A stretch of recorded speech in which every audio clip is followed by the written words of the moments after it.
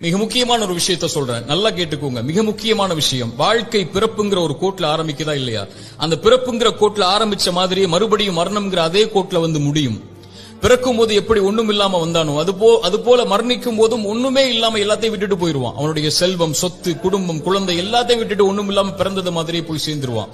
அப்ப எதுக்கு இந்த வாழ்க்கை, எதுக்கு இவ்வளவு பெரிய போராட்டம்னு கேட்கக்கூடியவங்களுக்கு இறை தூதர் இந்த 3 செயல்களை நீங்க உலகத்துல வாழும் போதே விதை போடுங்கன்னு சொன்னாங்க. அது பின்னால நீங்க அறுவடை செய்வீங்க, நீங்க மரணிச்சதற்கு பிறகும் உயிரோட வாழ்வீங்க அதன் காரணமான்னு சொன்னாங்க. அந்த 3 விஷயம் என்ன தெரியுமா? முதல் விஷயம், இறைவன் உங்களுக்கு செல்வம்னு ஒண்ணு கொடுப்பான், அது பிறருக்கு இந்த உலகத்திலேயே கொடுத்து உதவுங்க. அதன் மூலமாக ஒருவன் பலன் பெற்றிருந்தால், அதன் மூலமாக இன்னொருவன் பலன் பெற்றிருந்தால் அந்த தொடர் நன்மை உங்களுக்கு வந்தடையும்னு சொன்னாங்க. இரண்டாவது, இறைவன் உங்களுக்கு கல்வின்னு ஒண்ணு கற்றுக் கொடுப்பான். எதுவா இருந்தாலும் சரி, ஒரு எழுத்தா இருந்தாலும் சரி, அது பிறருக்கு பலன் பெற கற்றுக்கொடு. அதன் மூலமாக அவன் பலன் பெற்றிருந்தால், அதன் மூலமாக பலன் பெற்றிருந்தால் அந்த நன்மை வந்து சேரும்னாங்க. மூன்றாவது, இறைவன் உங்களுக்கு குழந்தை ஒன்று கொடுப்பான். கணவன் மனைவி நோக்கமே அதுதான். அந்த குழந்தையை நல்ல முறையில் வளர்த்தெடுத்து அந்த குழந்தை உங்களுக்காக பிரார்த்தனை செய்யும் அளவிற்கு நீங்கள் வளர்த்திருந்தால் அந்த குழந்தை செய்யக்கூடிய பிரார்த்தனைன்னு சொன்னாங்க.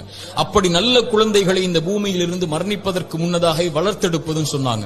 இந்த 3 விஷயத்தை யார் இந்த பூமியில் மரணிப்பதற்கு முன்னதாகவே உலகத்தில் விதை போடுவாரோ அவர் மரணித்ததற்கு பிறகும் அதை அறுவடை செய்து கொண்டு இந்த உலகத்தில் உயிர் வாழ்ந்து கொண்டே இருப்பார், இந்த உலகம் அழியும் வரைன்னு சொன்னாங்க.